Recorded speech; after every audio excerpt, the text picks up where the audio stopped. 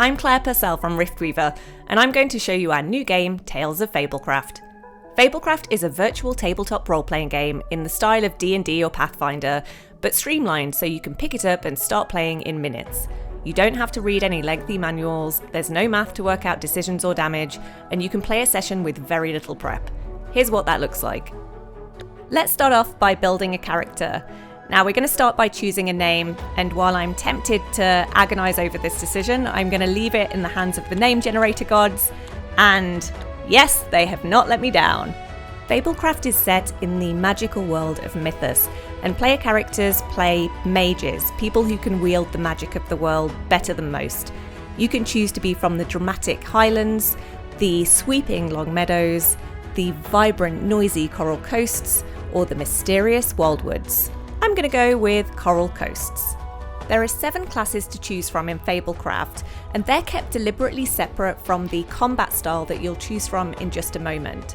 Your class influences your character's skill set and the spells that they'll have at their disposal, but it doesn't influence the way that they operate on the battlefield. So you could choose a chivalrous guardian type or a razzle-dazzle performer, but you can still be a total tank on the battlefield. In Mythas, you should never judge a book by its cover. I think I'll go with performer. Finally, you'll choose your combat style.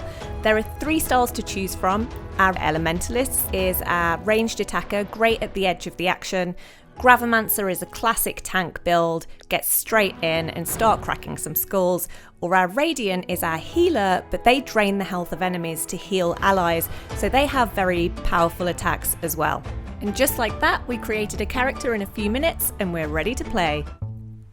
As we join our party on their adventure, they're trying to sneak into this old world ruin past a group of bandits. Let's assume there's been a lot of roleplay going on, and now it's time to appease their game master, or GM as we'll call them from now on, with a skill check. So instead of players now having to go and check a bunch of complicated stats and bonuses on their character sheets, we keep things really simple. The GM selects a roll request, they set the difficulty of the roll, which determines how many sparks players need to roll to succeed, and then the GM hits send. On their side, the players see the roll request pop up, and it'll automatically roll however many die they have for the agility skill, which will be based on their class and character level. You'll see our unique Fable die is 6-sided, and each die has 2 successes, 1 critical success, 1 critical fail, and 1 blank side. And well, that's not great. Looks like we were clumsy and got spotted. Still not sure why the sage thought they could do the difficult agility check, but they seemed very confident at the time. I'll talk more about GM tools in just a minute, but what's great about Tales of Fablecraft is that everything's drag and drop. It's super easy to jump into combat, there's no waiting around for setup, it's a couple of clicks and you're ready to go.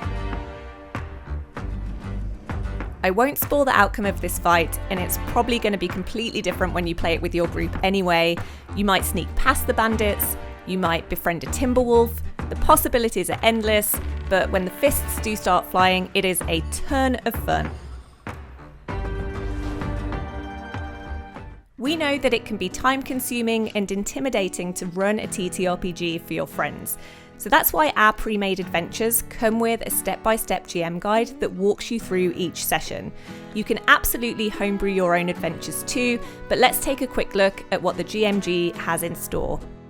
So here we are in the Longmeadows, and the players are about to meet Dill Tallgrass.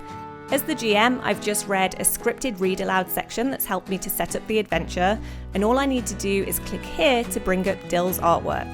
There are also roleplay prompts, skill check request buttons, and various little details along the way. Everything's here in the GM guide, making it super easy for new or busy GMs to run campaigns with little to no prep time. But what happens when talk isn't enough and a fight breaks out? That's as easy as grabbing a battle map, setting out the enemy tokens, and placing the party in their starting positions. And voila, you're ready to fight. I'm in a charitable mood, so I'm only going to use 1 really nasty attack on my players. I'll make up for it later when they least expect it.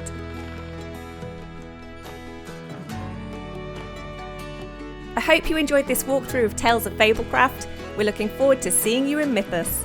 You can check out our demo right now on Steam, and we're gearing up for early access launch this summer. Wishlist Tales of Fablecraft on Steam. We'll see you soon.